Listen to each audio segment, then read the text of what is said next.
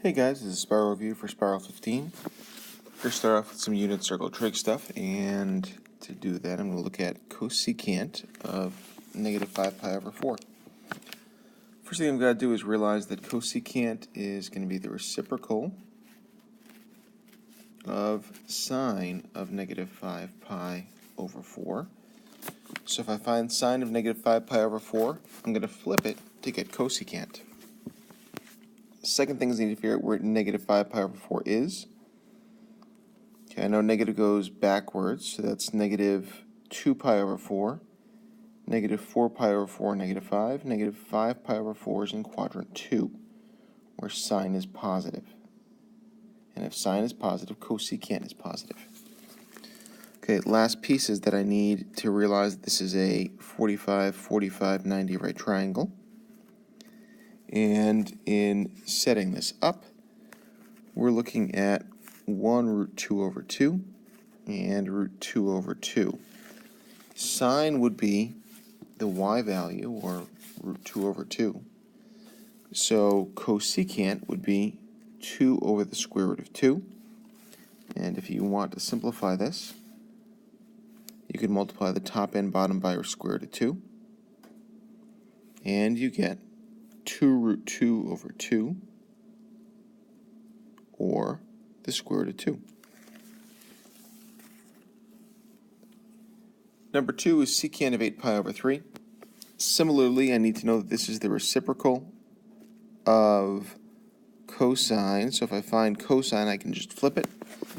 I need to know where 8 pi over 3 is. Okay, there's 1 pi over 3, 2 pi over 3, 3 pi over 3, 4 pi over 3, 5 pi over 3, 6 pi over 3 takes me back to 0, 7 pi over 3, 8 pi over 3 is this answer. This is quadrant 2, where cosine is negative. And since cosine is negative, secant is negative. I know that pi over 3 angles are going to be 60-degree right triangles at the base. And we're looking at a triangle that looks like this. Cosine is 1/2. Therefore, secant is 2 over 1.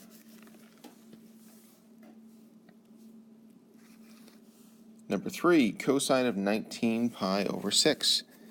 I'm going to use a slightly different approach to this one just to kind of talk about some varied ways to find things. And I'd like to get this back down to less than 2 pi. So if we're dealing with pi's over 6, I know that 12 pi over 6 is the same as 2 pi. Then a coterminal angle for this would be 19 pi over 6 minus 12 pi over 6, which is 7 pi over 6. And that's going to be down here, where cosine is negative. I know this is going to be a 30 reference angle because of the pi over 6 part. So we've got a half, root 3 over 2, and 1. And cosine is going to be our adjacent side divided by 1. In this quadrant, it's negative, so we got negative root 3 over 2.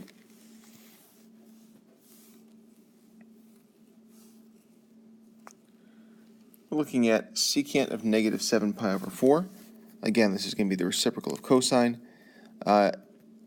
I'm going to look at another possible approach to this. So if I start negative 7 pi over 4, I know I can add or subtract 2 pi to this to bring it into another coterminal angle. 2 pi is the same as 8 pi over 4, which is positive 1 pi over 4. Hey, that's nice. 1 pi over 4 is in the first quadrant. Cosine is positive in the first quadrant. Cosine of pi over 4 is going to be root 2 over 2 because we're dealing with a 45-degree angle.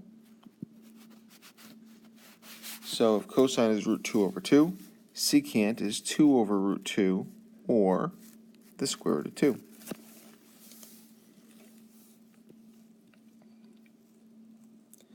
Cotangent of negative 13 pi over 6. Similarly, I'm going to try to make this into a nice and easy angle for me to see where it is. And in looking at that, I'm going to say, okay, negative 13 pi over 6 plus 2 pi, or plus 12 pi over 6 is equal to negative pi over 6. Okay, that's not too bad. That's just down pi over 6 in quadrant 4. Cotangent is going to be the reciprocal of tangent. And with pi over 6, we're looking at a 30-degree reference angle. So we've got a half and a root 3 over 2. Since tangent would be 1/2 divided by root 3 over 2, cotangent is going to be the reciprocal. So we're looking at root 3 over 2 divided by 1/2, which in quadrant 4 is going to be negative. We're looking for the negative version of this. So negative root 3 is going to be our answer. And finally, number 6, sine of 2 pi. Well, 2 pi is going to come back to here, back to 0. I've got the coordinate 1, 0. Sine is the y value. So sine of 2 pi is 0.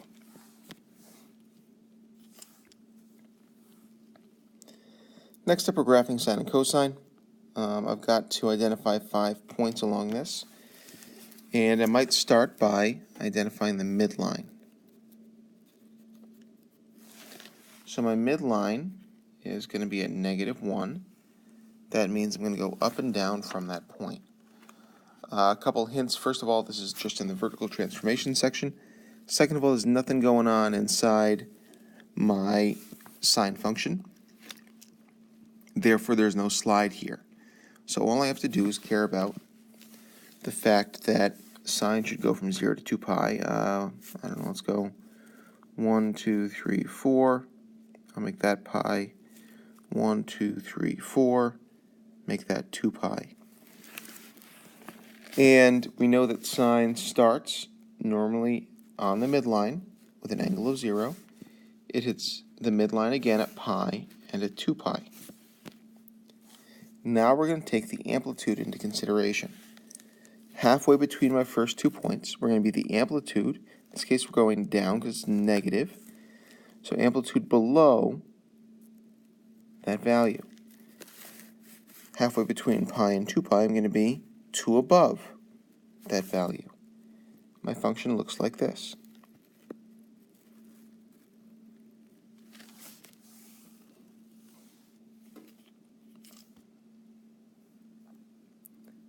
All right, here I'm asked to find an example of an equation using sine, an example of an equation using cosine. Since we're starting at the top and cosine starts at the top, I'm going to do that first. Okay, first thing, we're going to say the amplitude is going to be, I'm going from -4 up to 1. It's going to be 5. My period, going from 0 to 2 pi peak to peak, is 2 pi. So I know that bx is equal to 2 pi. And in this case, x, the period, is 2 pi. So b equals 1. Okay. Phase shift. For cosine, we're starting at 0. That's the top. None for cosine. And for sine, I know I need to start at the middle. It looks like I can start at a phase shift of pi over 2 to the right. Last bit of information I need is the midline. And here it's pretty clearly at -4. Okay, so cosine.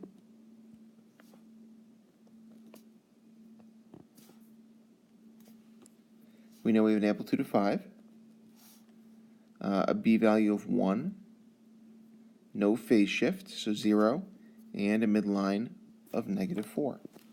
For sine, since we're going down, it's going to be -5 sine. Period is still 2 pi, so b is 1. X and pi over 2 to the right is minus pi over 2. and we're looking at a midline of -4. Next up, we have to graph things that have some other things going on. This one has some horizontal shift and some issues with period. So, first thing I might do is to factor out 3 to make this a little bit easier to deal with. That makes 3 theta plus pi over 3. Okay, I've got a midline of +2. So glad I'm way up there.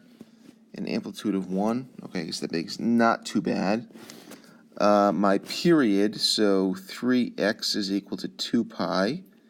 That means that x equals 2 pi over 3. Okay, maybe make this 1, 2, 3, 4. Pi over 3, 1, 2, 3, 4. 2 pi over 3, just kind of arbitrarily for the sake of nice and easy. Sine needs to be on the midline at all 3 of these values. Okay, we've got an amplitude of 1, which means we've got to go up 1, halfway between those two, and down 1, halfway between those two. I get a curve that looks something like this.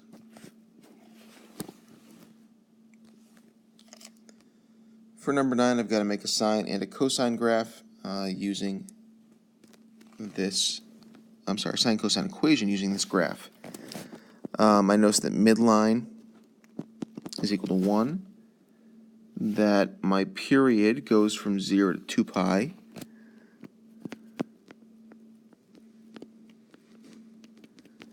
That means that b times 2 pi is equal to 2 pi, which means that b is equal to 1. I've got to get an amplitude, and amplitude I'm going from 1 to 3, so it's an amplitude of 2. And then I've got to talk about phase shift. Cosine, I start at the top or the bottom. Here I start at the bottom, and it's at 0, so there's no phase shift. And for sine, I need to start at the midline. My first midline point is at pi over 6. And I can say that we're pi over 6 to the right. Okay, cosine equation first. I'm going to build my equation. We know the midline's +1. Cosine is starting at the negative side, so it's going to be negative amplitude, -2. B is going to be 1, and we're looking at x minus 0 because we said no phase shift. For sine, the period doesn't change. The midline doesn't change. And we're going up instead of down, so we get a +2 as our thing. And by thing, I mean amplitude. And we're pi over 6 to the right, so that's minus pi over 6. That's one equation for cosine, one equation for sine. Both that give us this graph. My cousin has valuable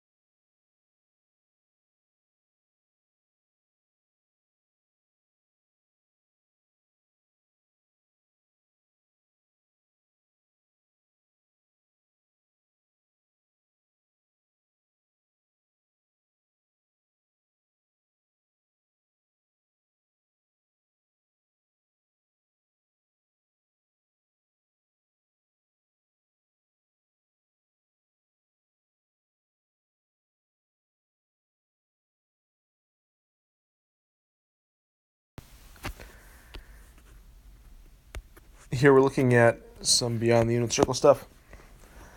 I'm going to start by assessing each of these trig functions and then combining them at the end. 7 pi over 6, the sine is going to be a half. So we're looking at a half squared. Cosine of pi over 6, 7 pi over 6, sorry, is going to be negative root 3 over 2. And actually this should be negative a half.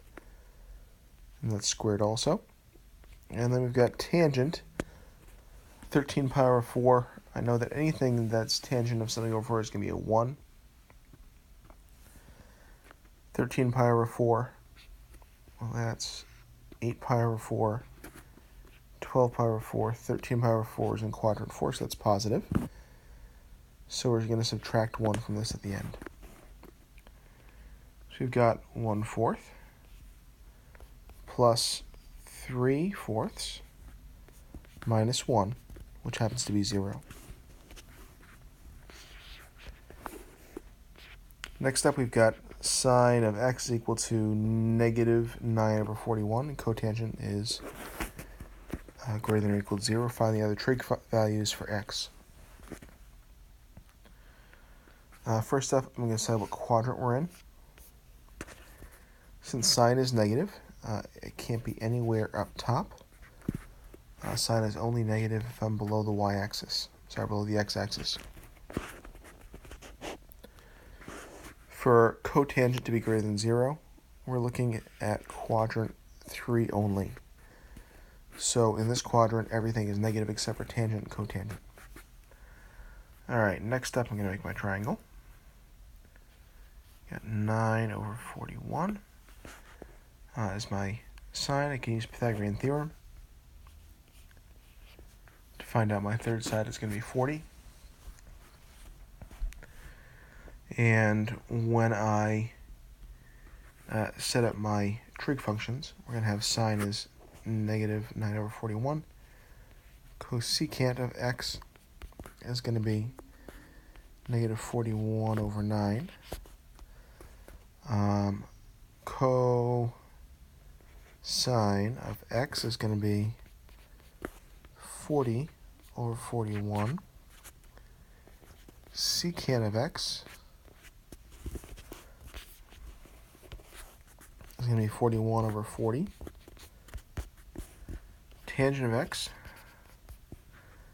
is going to be 9 over 40. Oof, this handwriting is terrible with using my finger instead of a pen. Cosine x should be negative. Secant x should be negative also. Tangent x is 9/40, so that means that cotangent x is 40 over 9.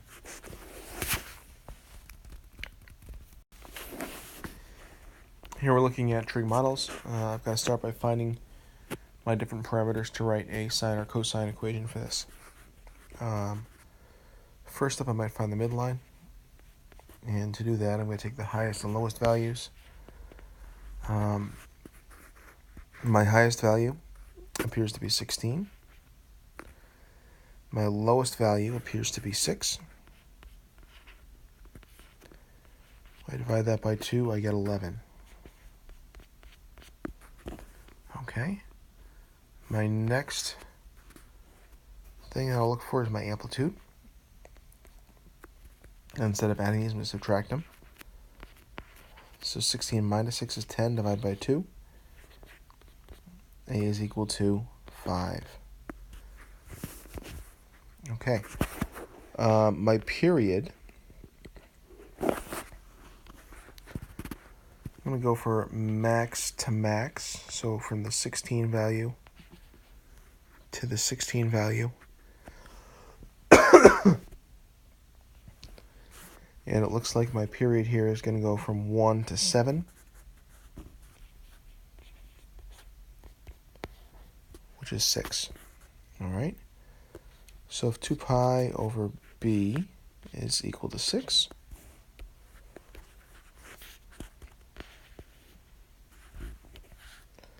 that means that b is going to be 2 pi over 6. And finally, I've got to take a look at this and decide whether I want to use sine or cosine. I'm a little partial to using cosine, especially if I know where one of my max values is.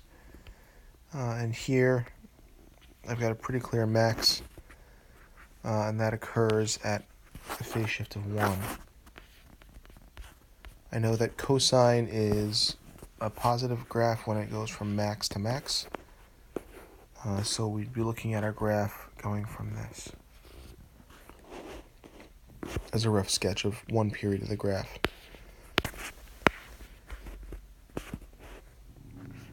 Okay.